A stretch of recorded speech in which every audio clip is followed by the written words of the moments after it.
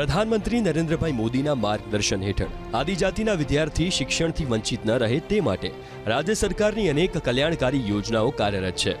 ગુણવત્તાયુક્ત શિક્ષણ એ સરકારનો મુખ્ય ઉદ્દેશ છે, ત્યારે સમાજની દરેક વ્યક્તિનો સર્વાંગી વિકાસ કરવા મુખ્યમંત્રી ભૂપેન્દ્રભાઈ પટેલની સરકાર કૃતનિશ્ચયી છે। આદિજાતિ વર્ગના વિદ્યાર્થીનીઓ માટે પોસ્ટ મેટ્રિક સ્કોલરશિપ યોજના અમલમાં મૂકવામાં આવેલી છે, જે અંતર્ગત નિયત ધારા ધોરણો મુજબની પાત્રતા ધરાવતા આદિજાતિના વિદ્યાર્થીઓને ફ્રી શિપ કાર્ડ આપવામાં આવે છે। ફ્રી શિપ કાર્ડ શું છે? આ યોજના મુજબ જે વિદ્યાર્થીઓ ખાનગી કોલેજ કે યુનિવર્સિટીમાં પ્રવેશ મેળવવા માંગતા હોય અથવા જેમને પ્રવેશ મેળવેલ છે તેવા અનુસૂચિત જનજાતિના વિદ્યાર્થીઓ ફ્રી શિપ કાર્ડ દ્વારા જે તે સેલ્ફ ફાઇનાન્સ સંસ્થાઓમાં ફી ભર્યા વગર એડમિશન મેળવી શકે છે। વિદ્યાર્થીઓએ પોતાના જિલ્લાના સમાજ કલ્યાણ ખાતામાં જઈને ફ્રી શિપ કાર્ડ માટે અરજી કરવાની રહેશે। ત્યારબાદ તે ફ્રી શિપ કાર્ડ મેળવી જે તે પ્રાઇવેટ કોલેજ કે યુનિવર્સિટીમાં એડમિશન મેળવી શકે છે। વિદ્યાર્થીઓ ફ્રી શિપ કાર્ડ રજૂ કરીને પોતાની જેટલી ફી ભરવાની હોય તે માફ કરાવી શકે। આદિજાતિ વિદ્યાર્થીઓ માટે શૈક્ષણિક યોજના। સેલ્ફ ફાઇનાન્સ કોલેજમાં અભ્યાસ માટે ફ્રી શિપ કાર્ડ યોજના। ધોરણ 12 પછી ઉચ્ચ અભ્યાસની સ્વનિર્ભર સંસ્થાઓમાં અભ્યાસ કરતા આદિજાતિના વિદ્યાર્થીઓને પ્રવેશ વખતે શિક્ષણ ફી ભર્યા સિવાય સહેલાઈથી પ્રવેશ મળે તેવા ઉમદા હેતુસર ફ્રી શિપ કાર્ડ આપવામાં આવે છે। પ્રી મેટ્રિક અને પોસ્ટ મેટ્રિક શિષ્યવૃત્તિ હેઠળ દર વર્ષે રાજ્યના 16 લાખ આદિવાસી વિદ્યાર્થીઓને ડાયરેક્ટ બેનિફિટ ફિશરી ટ્રાન્સફર વડે શિષ્યવૃત્તિ આપવામાં આવે છે। આદિવાસી જિલ્લા દાહોદમાં ફ્રી શિપ કાર્ડની યોજનાનો લાભ મોટી સંખ્યામાં વિદ્યાર્થીઓ લઈ રહ્યા છે। ઉચ્ચ ભણતર માટે ખાનગી કોલેજની ઊંચી ફીના કારણે નબળા વર્ગના વિદ્યાર્થીઓ પ્રવેશને ફ્રી શિપ કાર્ડ યોજના સરળ બનાવી રહ્યું છે। ગુજરાત સરકાર દ્વારા પોસ્ટ મેટ્રિક સ્કોલરશિપ યોજના અંતર્ગત ફ્રી શિપ કાર્ડની યોજના અમલમાં મુકાઈ છે। અનુસૂચિત જાતિના વિદ્યાર્થીઓને ફીનો ભાર વગર ભણતર માટે તક મળી રહી છે। દાહોદના છરછોડ ગામના આદિજાતિ વિદ્યાર્થી અહેરાડ સંદીપે બાળપણથી જ ડોક્ટર બનવાનું સ્વપ્ન સેવ્યું। ધોરણ 10 અને ધોરણ 12 બાદ તબીબી અભ્યાસ માટે નીટનું ફોર્મ ભર્યું, પણ તબીબી અભ્યાસની ઉચ્ચ ફીની સગવડ નહોતી। આ દરમિયાન સરકારની ફ્રી શિપ કાર્ડ યોજના વિશે જાણ થઈ। સંદીપના પરિવારે દાહોદ આદિજાતિ વિકાસ કાર્યાલયનો સંપર્ક કર્યો અને ડોક્ટરની કારકિર્દી આડે આવતું આર્થિક કારણ દૂર થઈ ગયું।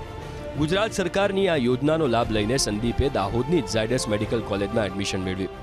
આજે પ્રથમ વર્ષમાં અભ્યાસ કરી રહેલા સંદીપ અને તેના પરિવારનું તબીબી અભ્યાસનું સ્વપ્ન પૂર્ણ થયું।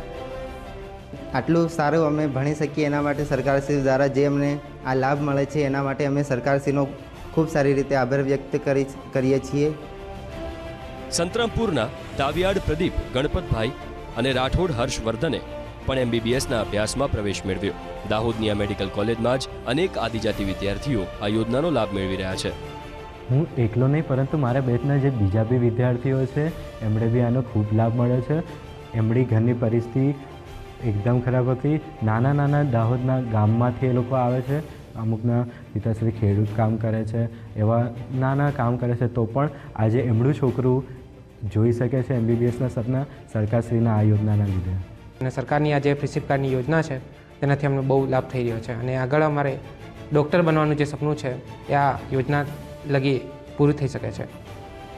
આદિજાતિના વિદ્યાર્થીઓને પોસ્ટ મેટ્રિક શિષ્યવૃત્તિથી આગળ વધવાની તક મળી રહી છે।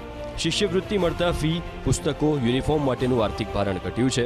પોસ્ટ મેટ્રિક સ્કોલરશિપથી વિદ્યાર્થીઓને ઉચ્ચ અભ્યાસ માટેનો રસ્તો સરળ બન્યો છે।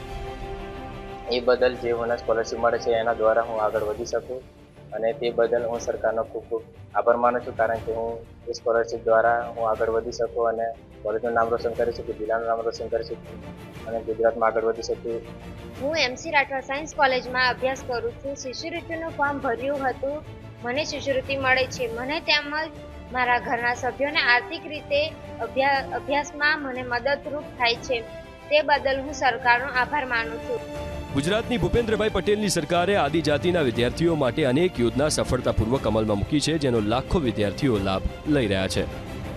શૈક્ષણિક યોજનાઓથી ઉત્કર્ષ: Eklavya model residential schools, girls literacy residential schools, Surya Sainik school, model schools.